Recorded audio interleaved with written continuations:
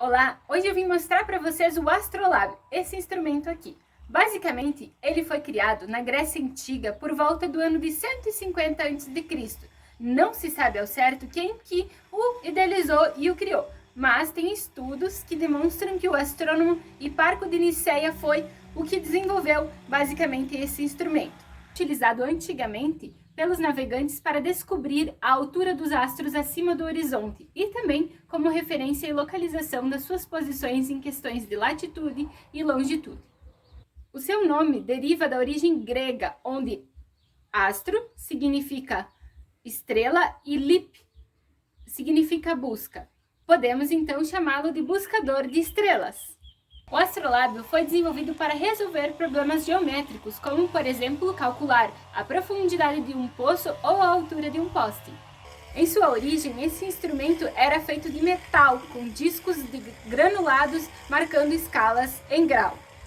Nesta versão, adaptamos ele com materiais que encontramos na nossa casa. Por exemplo, nesta versão, utilizamos um transferidor, um canudo e uma pedra amarrada a uma linha no centro do transferidor. Esse canudo pode ser facilmente substituído pelo canudo da caneta. Sabemos que antigamente esses objetos eram preciosos, feitos de materiais e metais que eram encontrados na natureza. Então, o seu uso ficava restrito a pessoas com conhecimento, ou seja, os chamados cultos. Na navegação, sabemos que quem era responsável por utilizar o mesmo era o capitão. Esse instrumento pode ser utilizado tanto durante o dia, tanto durante a noite. A diferença é que, se utilizarmos ele durante o dia, não apontemos para o sol, pois podemos ficar cegos. Antigamente, também foi utilizado para a observação do céu noturno de alguns planetas que eram visíveis ao olho nu, como Júpiter, Marte. Ao longo dos anos, seu aprimoramento foi feito. Por volta do século XVII, esse instrumento foi substituído pelo telescópio.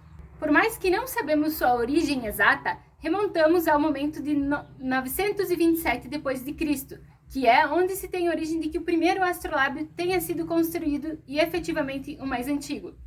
Então, agora vamos ver a prática no nosso dia a dia que podemos utilizar esse objeto. Por exemplo, vamos medir a altura de um poste e também determinar o ângulo em relação ao Sol.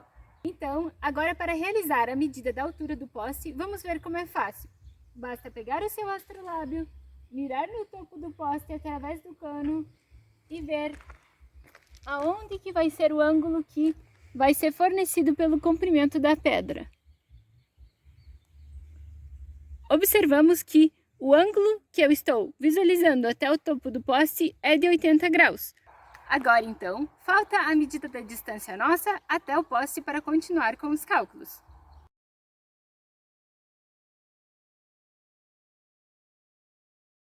Vamos então fazer um esboço das nossas medidas utilizando o astrolábio.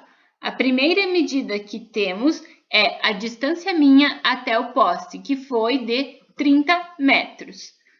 A segunda medida efetuada até o topo do poste utilizando o astrolábio foi o ângulo. O ângulo medido foi de 80 graus, que a gente pôde verificar pelo comprimento do fio no transferidor.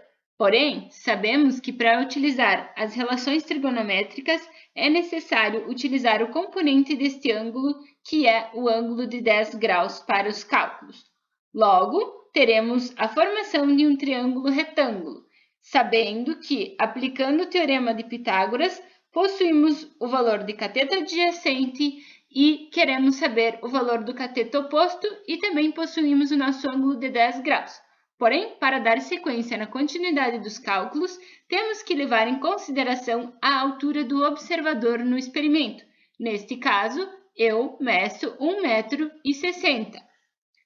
Logo após isso, vamos aplicar as relações trigonométricas do teorema de Pitágoras, então, para resolver.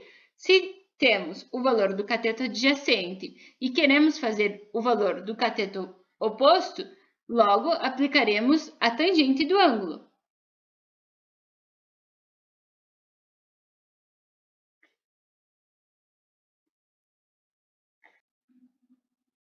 Então, sabemos que a medida do cateto adjacente é a medida nossa até o poste, que é de 30 metros. Obtivemos o valor da tangente de 10 graus na calculadora como sendo 0,17.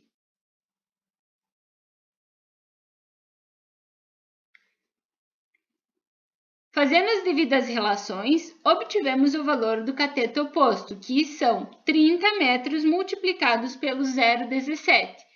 Ou seja, o valor do cateto oposto é de 5,10 metros.